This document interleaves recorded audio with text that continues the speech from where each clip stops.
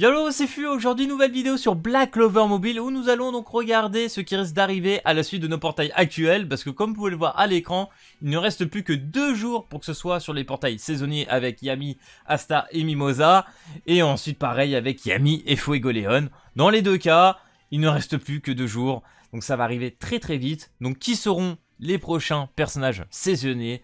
Qui va remplacer la bannière de Yami et de Fuegoleon, à savoir qu'il y a une grosse probabilité qu'on ait un portail step up, ce qui n'est pas encore le cas actuellement, mais il pourrait que ça arrive prochainement, donc sous les 2 jours, ça va faire plaisir. Hein. Vous le savez, on a regardé déjà le trailer du chapitre 4, où nous avons pu voir du coup effectivement le petit list, grosse probabilité, de toute façon au vu de ce qu'on a vu sur la bêta et des informations qu'on a pu trouver, il y a de très très grandes chances que ça arrive, et voilà, a priori pour la saison 2, on se doute bien que ça risque d'être un Yuno.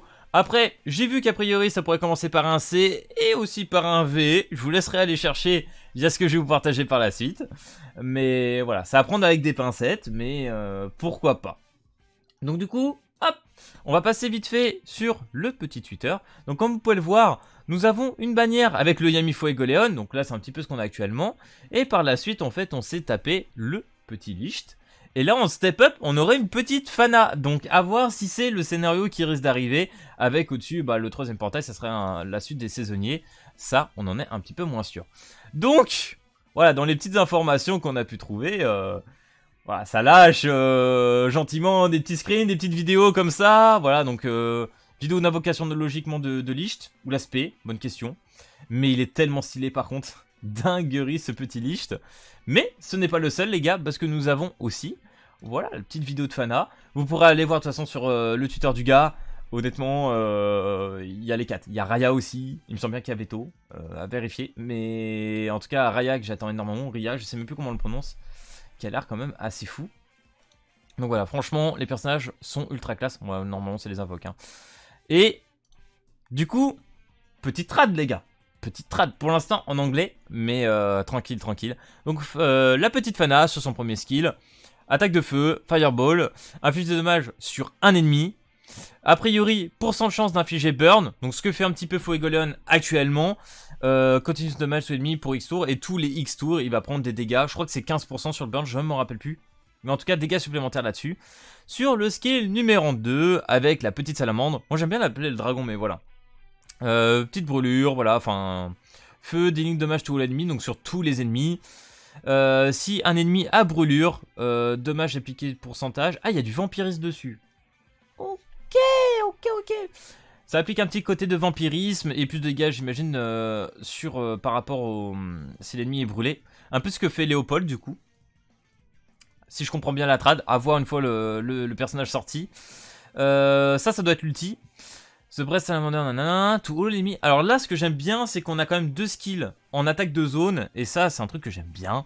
Applique all attaque pour augmenter. Ok, buff effect to save for X tour. Donc si je comprends bien, c'est tout simplement une augmentation de dégâts. Donc à voir. Augmentation de la puissance. Passif, dommage augmenté. En fonction... What? Quand les HP sont en dessous de X%, j'imagine. Donc ok. Le passif... peut être intéressant, donc au fonction des dégâts que tu prends, tu vas avoir une augmentation de dégâts. Ça, franchement, je dis pas non. Awakening passive, augmentation de dommages. Ok, Fana, franchement, ça a l'air carré. Et s'il y a un step up dessus, je cache pas. En tout cas, moi, je sais qu'actuellement, j'ai de quoi aller jusqu'à une pity. À voir la Fana exactement ce que ça donne, mais en tout cas, voir avec Licht. En fait, le problème de Licht, c'est qu'a priori, Licht serait vert. Je sais plus pour Fana, j'ai pas regardé, mais si déjà Licht est vert et qu'on a un Asta qui est toujours aussi broken à l'heure actuelle, ça risque de faire très mal pour Licht, quoi. Donc là on a Raya, je vous laisserai aller voir les gars. Nous on va surtout aller regarder, c'est Licht aussi, qui est là.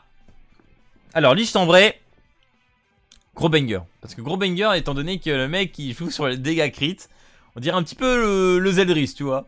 Donc du coup, dégâts sur un ennemi.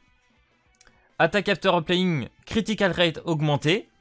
Buff effect to self. Donc déjà bon voilà, prends ton petit critical rate. On aime bien. Bon là c'est sur un seul ennemi.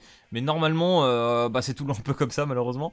Light dealing damage to un single ennemi encore une fois. Après l'attaque, critical rate augmenté. Après l'attaque, défense pénétration, etc. Donc là, on a un personnage vraiment qui augmente son taux de crit. Et les dommages crit, genre... Bah, voilà, quoi, enfin... Ça devrait critiser assez violent. La chose qu'il faut se poser maintenant, c'est quelles sont ses stats. Ses stats de base, que ce soit en chance crit et dégâts crit. Ça, c'est la bonne question. En tout cas, déjà, défense pénétration, ce qui va te permettre d'avoir plus de chances de foutre encore ta crit. Je trouve ça, c'est pété.